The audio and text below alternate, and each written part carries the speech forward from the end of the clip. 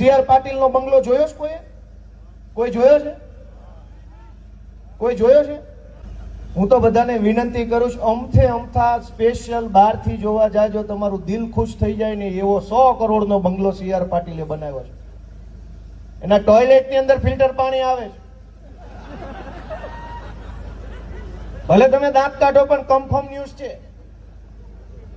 મને બધી માહિતી છે, જાજુ બોલવું નથી. મિત્રો, તમે આ ગોપાલ ઇટાલિયાનો ફાંકા મારતો તમે આ વિડીયો સાંભળ્યો ને આ ગોપાલ ઇટાલિયાના મગજમાં આ વીજ ગંદકી ભરી છે, એટલે સ્વાભાવિક છે ગોપાલ ઇટાલિયાના વિચારો પણ આવા ગંદકી વાળા જોવાના. જેવું જ માઇક નું ભૂંગળું ગોપાલ ઇટાલિયાની હાથમાં આવી જાય એટલે આ ફાંકા વીર સ્ટેજ ઉપરથી ગંદકી ઓકવાનું ચાલુ કરી દેતો હોય છે. ને પાછા આ ગોપાલ ઇટાલિયાના પાકેલા કેળાઓ આ મફતિયા આપ્યા હો, આ ગોપાલ ઇટાલિયા જે ગંદકી ઓકે છે એની વાતો સાંભળીને પાછા સામે બેસીને હસીને તાળીઓ પાડીને જય ગોપાલ ના નારા પણ લગાડતા હોય છે. એટલે આપણે પણ સમજી જઈએ કે જો ગોપાલ ઇટાલિયા આવો હોય તો એના પાકેલા કેળાઓ પણ આવા જ હોવાના. અરવિંદ કેજરીવાલે પાળેલો આ ગુજરાતનો ટોમેડો એવો આ ગોપાલ ઇટાલિયા સ્ટેજ ઉપરથી ભસીને ભોંભો કરીને પાછો એવો ફાંકા મારી રહ્યો છે કે સીઆર પાટીલે 100 કરોડ રૂપિયાનો બંગલો બનાવ્યો. આ ગુજરાતની જનતાને આવા ફાંકા મારીને આમ આદમી પાર્ટીના આ મફતિયા આપ્યાઓ ગુમરાહ કરી રહ્યા છે. કારણ કે એને બોલવું જ છે. આ તો સારું થયું ખાલી 100 કરોડમાં પતી ગયું ગોપાલ ઇટાલિયાના બોલવાનું. નકર તો આ ફાંકા એમ કે 200 કરોડનો બનાવ્યો, 300 કરોડનો બનાવ્યો, 400 કરોડ સુધી પહોંચી જાત.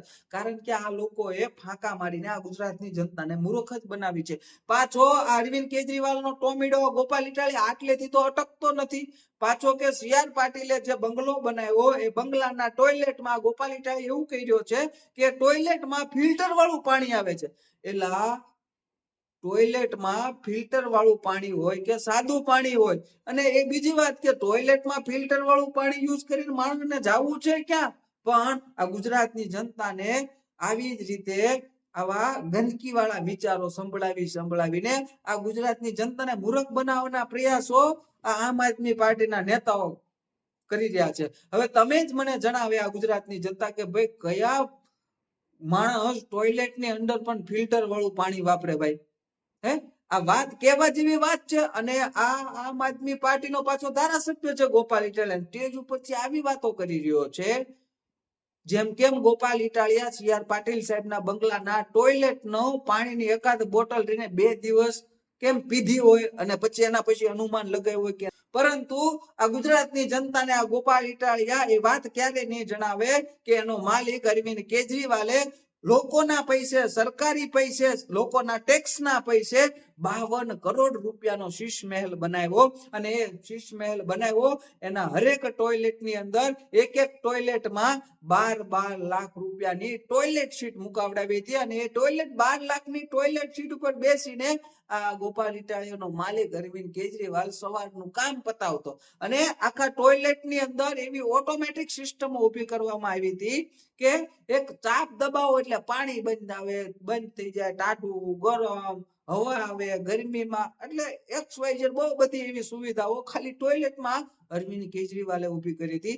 આ વાત આ ગુજરાતની જનતાને ગોપાલ ઇટાલિયા ક્યારે નહીં બતાવે. હવે જેવો જ આ ગોપાલ ઇટાલિયા ધારાસભ્ય બન્યો અને ધારાસભ્ય બન્યા બાદ 60 લાખ રૂપિયાની નવી નકોર ટોપ મોડલની ફોર્ચ્યુનર કાર ગોપાલ ઇટાલિયા માટે આવી ગઈ. તો આ 60 લાખ રૂપિયા ધારાસભ્ય બન્યા પછી તરત જ ક્યાંથી આવ્યા? આ વાત મને ગુજરાતની જનતાને ગોપાલ ઇટાલિયા કે ગોપાલ ઇટાલિયાના પાકેલા કેળાઓ નહીં બતાવે, પરંતુ આવી જ રીતે ખોટી ફાંકા ફોજદારી કરીને આ ગુજરાતની જનતાને મૂર્ખ બનાવવાનું કામ આ આમ આદમી પાર્ટીના નેતાઓ અને અરવિંદ કેજરીવાલનો પાળેલો આ ટોમેડો ગોપાલ ઇટાલિયા કરી રહ્યો છે. કારણ કે ખાલિસ્તાની આતંકવાદીઓ પાસેથી બેફામ ફંડ આ ગોપાલ ઇટાલિયા અને આ ગુજરાતના આમ આદમી પાર્ટીના નેતાઓને આવી રહ્યો છે. ને આ લોકો જલસા કરી રહ્યા છે ને આ ગોપાલ ઇટાલિયાના પાકેલા કેળાઓ તાળીઓ પાડીને જય ગોપાલ ના નારા લગાડી રહ્યા છે.